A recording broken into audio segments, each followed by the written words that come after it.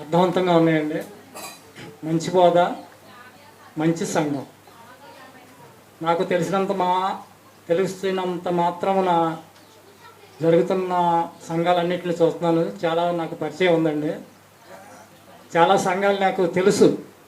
కానీ ఇక్కడ ఉన్న బోధ, ఇక్కడ ఉన్న పద్ధతులు, పాపాన్ని ఖండించే విధానం, ముఖ్యంగా మనిషికి దేవునికి అడ్డుగా ఉన్న పాపాన్ని ఖండించకపోతే నువ్వు ఎంత బోధ విన్నా ఆ బోధను పక్కన పెట్టి పాపం చేసుకుంటూ బ్రతికితే పరలోకం మాత్రం రాదండి.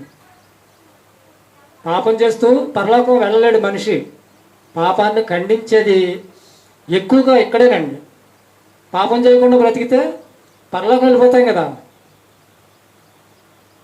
మనం భూమి మీదకి వచ్చిన తర్వాత పాపం మనకు సంక్రమించింది, పాపాన్ని అంటించుకున్నాం. ఆ పాపాన్ని ఎక్కడ వదిలిపెట్టాలి? మనం యేసుక్రీస్తు ద్వారా, ఆయన మాటల ద్వారా, బాప్తిస్మంలో ఆయన రక్తం ద్వారా మనం కడగబడి పవిత్రులుగా మారితేనే, పరిశుద్ధులుగా ఉంటేనే మనం పరలోకం వెళ్తాం. మరి పాపం చేసుకుంటూ వాక్యం వినుకుంటూ మన జీవితం కొనసాగించుకుంటూ ఉంటే ఇక్కడ వచ్చినప్పుడు ఒకలాగా ఉంటారు కొంతమంది, బయటికి వెళ్ళిన తర్వాత మరొకలాగా ఉంటారు. సంఘంలో కుదురుగా ఉంటారు, బయటికి వెళ్ళాక రకరకాల మాటలు పద్ధతులు అనుసరిస్తూ ఉంటారు. కానీ పాపానికి క్రైస్తవులుగా మనం బతకటానికి ఎటువంటి సంబంధం ఉండకూడదండి. మనం మాత్రం పరలోకం వెళ్ళాలంటే ముఖ్యంగా పాపాన్ని పూర్తిగా విసర్జించాలి. క్రమక్రమంగా పాపాన్ని విడిచిపెట్టేయాలి. పిల్లలకు నేర్పించే విధానాన్ని కూడా నేను వాళ్ళ ఓపికను నాకు చాలా సంతోషిస్తుందండి. అసలు ఇంత ఓపిక, ఇంత కేర్ ఎందుకు తీసుకోవాల్సి వస్తుంది? ఆయన ఏదో ఆశిస్తున్నాడు దేవుడి దగ్గర. మనం కూడా ఏదో ఆశించి, దేవుడి దగ్గర ఆశించి మనం కూడా మన భక్తిని కొనసాగించాలి. పరలోకం కోసం ఆశిస్తున్నాం, మరి ఈ భూమి మీద మనం బ్రతకాలి. దానికోసం కూడా దేవుడిని ఆశించాలి. ఆశించాలంటే మన ప్రవర్తన బాగుండాలి, మన క్రియలు బాగుండాలి, ముఖ్యంగా మన ఆలోచన విధానం బాగుండాలండి. ప్రతి ఒక్క మనిషి ఆలోచన కూడా ఎరిగిన దేవాది దేవుడు మనం కలిగి ఉన్నాం. ప్రియమైన దేవుని పిల్లలారా, ప్రతి సమస్యకి, ప్రతి సందేహానికి మూలం చెప్పాలంటే బైబిలేనండి. ప్రతి విషయానికి మూలం. ఫస్ట్లో కృష్ణ చెప్పాడు, ప్రతిదానికి మనిషి అనుభవిస్తున్నాడు. దేవుడు బాధ ఏంటంటే దేవుడు కలిగించిన సమస్తాన్ని మనిషి అనుభవిస్తున్నాడు, కానీ దేవుడు ఎవరో తెలియకోకుండా బ్రతికేస్తున్నాడు. ఇది బాధ కాదంటారా? తండ్రి సంపాదించిన ఆస్తులను కూడా పిల్లలు తీసుకుంటూ అనుభవిస్తూ తండ్రి గొప్పతనాన్ని తెలియకోకుండా బ్రతికితే ఆ తండ్రికి బాధ ఉంటుందా, సంతోషం ఉంటుందా? చెప్పండి. బాధే ఉంటుందండి. అటువంటి బాధే దేవుడు అనుభవిస్తున్నాడు. మన బట్టైనా దేవుడు కొంతలో కొంత సంతోషించాలంటే దేవుడు వాక్య ప్రకారంగా మనం కూడా జీవించగలగాలి. ఆదాము భార్య మాట విన్నాడు, తప్పు చేశాడు. ఇందాక అబ్రహాం గారు కూడా భార్య మాట విన్నాడు, తప్పు చేశాడు. భార్య మాటలో ఎంత పవర్ ఉందా? ఉంటుందండి, ఉంటుంది. కానీ వాక్య ప్రకారంగా మనం ఆలోచించాలి. భార్య మాట వినాలా వినకూడదా? వాక్య ప్రకారంగా ఆలోచించాలి. వాక్య ప్రకారంగా ఆలోచించి ఏది దేవునికి ఇష్టమైనదో అటువంటి నిర్ణయం మనం తీసుకోవాలి.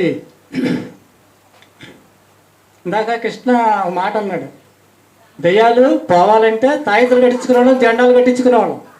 దెయ్యాలు రావాలంటే ధైర్యంగా మాట్లాడేసాడండి వాళ్ళు ఆవిడంగా. ఎంత ధైర్యం అంటే పెళ్లి చేసుకోవాలా? దెయ్యాలు రావాలంటే పెళ్లి చేసుకోవాలా? సరదాగా అన్నాడండి, భార్య మీద ప్రేమ లెక్క అది, స్వతంత్రం మీద అన్నాడు. ఒక ఆయన ఏంటయ్యా ఇంతవరకు పెళ్లి చేసుకోవట్లేదు, పెద్దవాడు అయిపోతున్నావు, వయసు పెరిగిపోతుంది ఏంటంటే, అబ్బో పెళ్లి చేసుకుంటే వైపు వస్తుందేమో కానీ లైఫ్ మాత్రం ఉండదంట. లైఫ్ ఉండదంట భార్యను చేసుకుంటే. దేవుని వాక్యాన్ని అర్థం చేసుకునే భార్య భర్తలు ఇద్దరు కలిసి ఉంటేనండి చాలా బాగుంటుందండి ఆ లైఫ్. ఆ జీవితం ఎంతో బాగుంటుంది. మూడురాలు తన ఇంటిని ఓడబిక్కుంటుంది, జ్ఞానవంతురాలు తన ఇల్లుని కట్టుకుంటుంది. స్త్రీకి మూల స్తంభంగా ఇందాక చెప్పుకున్నాం మనం. పిల్లల్ని పెంచే పద్ధతి, మగపిల్లవాడైనా ఆడపిల్ల అయినా మొదటగా మంచి మాటలు నేర్పించేది తల్లివాడేనండి. తల్లిబడి కొన్ని మాటలు నేర్పిస్తుంది. ఇక్కడ కొన్ని మనం పిల్లలకి మనకి జ్ఞానమైన సంగతులు, వాళ్ళకున్న జ్ఞాపక శక్తి మనకు ఉండకపోవచ్చు. వాళ్ళు విన్నదాన్ని ఇట్టే పట్టేసుకుంటారు. హరిబాబు చిన్న పాప చక్కగా మాట్లాడుతుందండి, చక్కని మాటలు చెప్పేస్తుందండి. వాళ్ళ టీచర్ గారు ఏం చెప్తే అది చెప్పేస్తుంది. ఇక్కడ ఏది మాట్లాడితే అది మాట్లాడితే ధైర్యంగా వచ్చి పట్టుకుంటుంది స్పీకర్. చాలా ముచ్చటేస్తుందండి. కాబట్టి బయటికి వెళ్తే రకరకాల సందర్భాలు, రకరకాల సన్నివేశాలు, ఫోన్లని, టీవీలని, కాబట్టి మనిషి చెడిపోతాకి ఎక్కువ అవకాశాలు ఉన్నాయండి.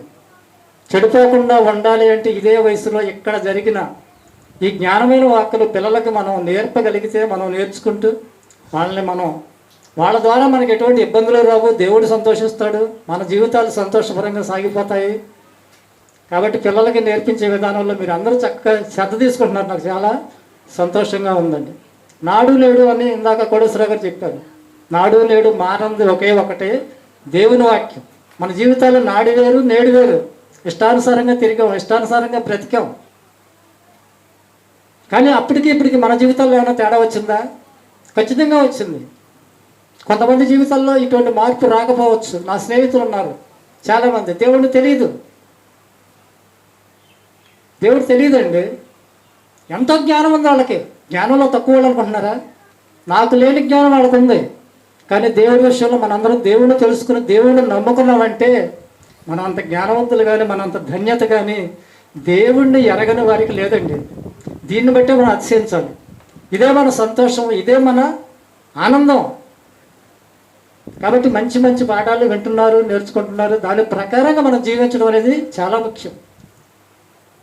వాక్య ప్రకారంగా జీవించడం అనేది చాలా ముఖ్యం అండి. వాక్యం ప్రకటించడం, వాక్యం ప్రసంగించడం గొప్ప విషయమే.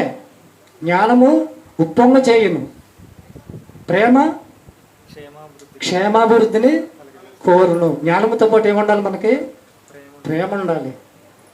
ఆ ప్రేమ కలిగి ఉంటేనే అపొస్తలుడైన పౌలు గారు ఏమన్నారు? నేను ప్రవచించే వరం కలిగిన, బలమైన విశ్వాసం ఉన్నా, ప్రేమ లేకపోతే నేను వ్యర్థుడిని అన్నాడు.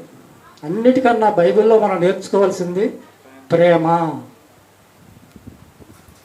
విడిచిపెట్టవలసింది పాపం, ఆశ్రయించవలసింది దేవుణ్ణి. ఇవన్నీ మన మనసులో పెట్టుకొని మన భక్తిని కొనసాగించుకుంటూ మన జీవితాన్ని నడిపించుకుందామండి. ప్రార్థన చేసుకుందాం.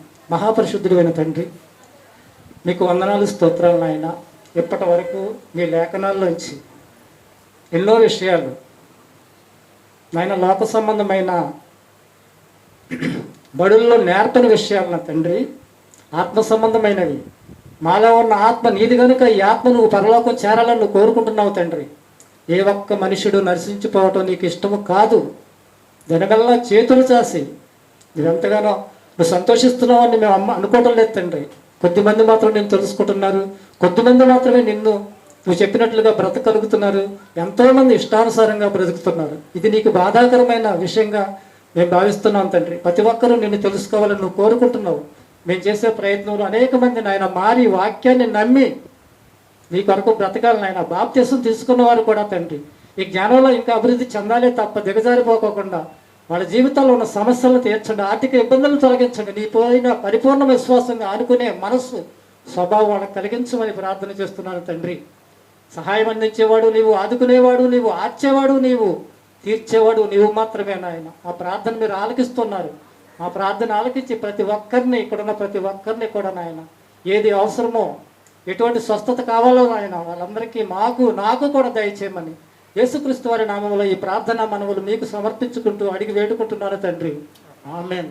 మన తండ్రి అయిన దేవుని దయ, కుమారుడైన యేసుక్రీస్తు వారి కృప, పరిశుద్ధాత్మ దేవుని సహవాసము సదాకాలము మనకు తోడుగా ఉండి నడిపించునుగాక. ఆమేన్.